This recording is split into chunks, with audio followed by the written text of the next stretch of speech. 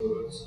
And those neighborhoods tend to be characterized by high levels of poverty, unemployment, female families, and other types of problematic behavior. I want to say this, that I do not regard female families as problematic in and of themselves. The problem with female families in America is that they are disproportionately poor. And so where you have high concentrations of poverty, you also have these collateral consequences of problems related to that poverty. There are mainly 4 challenges that prisoners experience when they attempt to return to the community. One of these challenges is securing employment. And there are a number of legal barriers to securing certain types of employment. Almost every state has laws that ban convicted felons from certain types of employment.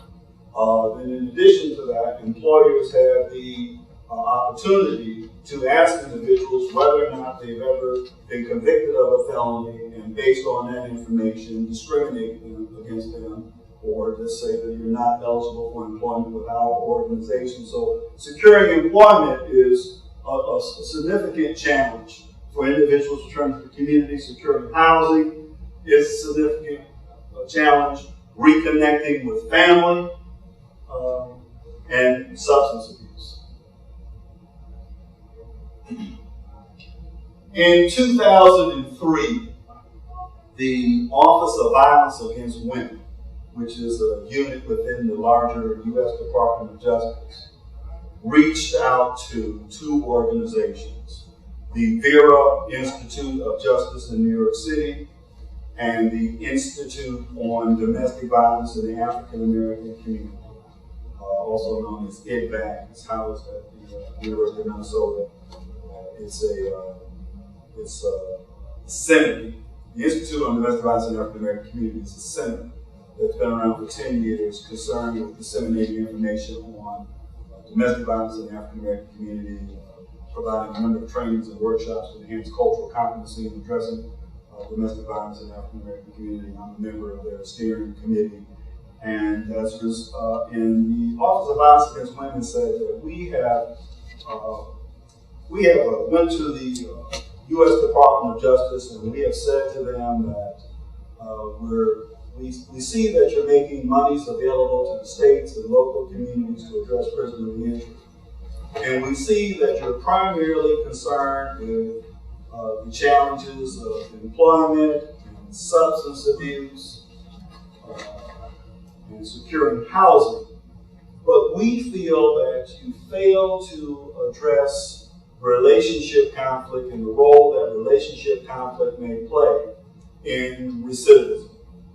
And we would like you to make some monies available that we might train some of our grantees on being more effective in addressing the intersection of prisoner reentry and domestic violence.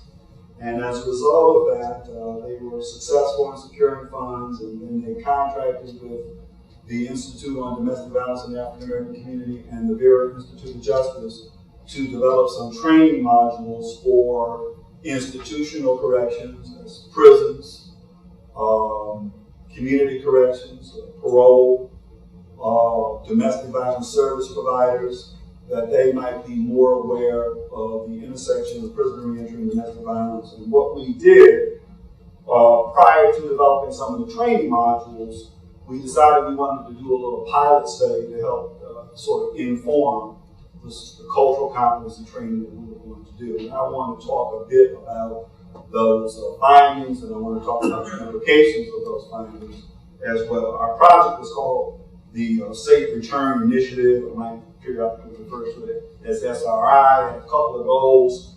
One was to increase awareness about prisoner reentry and domestic violence.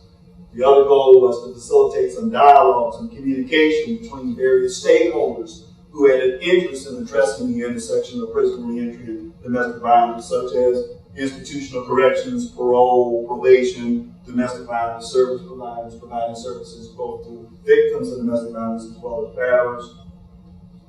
And one sort of place that we look to sort of justify addressing domestic violence is in some of what we know about the experiences of domestic violence among incarcerated populations. And every couple of years or so, the Department of Justice publishes a statistical profile of men and women in prison, and they also ask information about some of their backgrounds. In this particular study conducted by Greenfeld, it was reported that 60% of women in state prisons report that they had experienced some type of physical or sexual abuse in the past. And of those women who had experienced physical and sexual abuse, a third of them had been abused by an intimate in the past. Another source of data about sort of domestic violence victimization among women in prison is data on the background experiences of women who are incarcerated for committing acts of homicide. I believe that in this state, didn't you all have a governor named Celeste at one point? Mm-hmm. And Governor Celeste was courageous and released a number of women who had killed their partners because of allegations and evidence of abuse. Well, in this study conducted by Brown, Miller, and Morgan in 1999, they looked at 150 women who were incarcerated in Bedford Hills. That's the maximum security prison in New York. These women were in prison for murder, and 75% of these women indicated that they had experienced severe physical abuse by an intimate partner prior to their incarceration. And then we know a little bit, not much, but we know a little bit about domestic violence perpetration among men in prison. This is a study, a reference to a federal study, in which 1 in 3 men who were incarcerated in federal prisons reported that they had engaged in acts of violence against their female partners prior to their incarceration. One of the things that we don't know much about is the extent to which parole revocation is related to relationship conflict and or domestic violence. We have some anecdotal evidence that prisoners are claiming that they've experienced a significant level of conflict that precipitated their return to criminality, etc. But we really don't know very much about the role that relationship conflict and or domestic violence precipitates parole revocation and or new charges and subsequent return to imprisonment.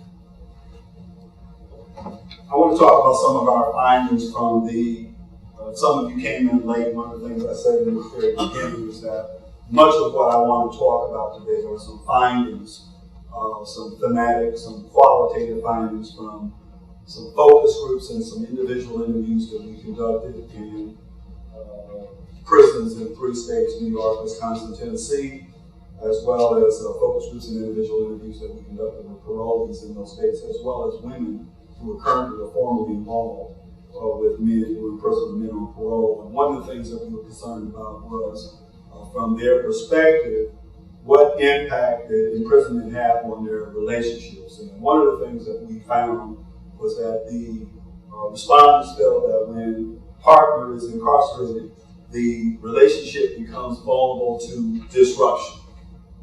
And part of that disruption has to do with the fact that the man is no longer there to help the woman with her economic, emotional, and or sexual needs. So the relationship becomes vulnerable. Distance, not being present, becomes very challenging to maintain relationships. Women experiencing a great deal of stress, trying to maintain themselves, trying to maintain their children.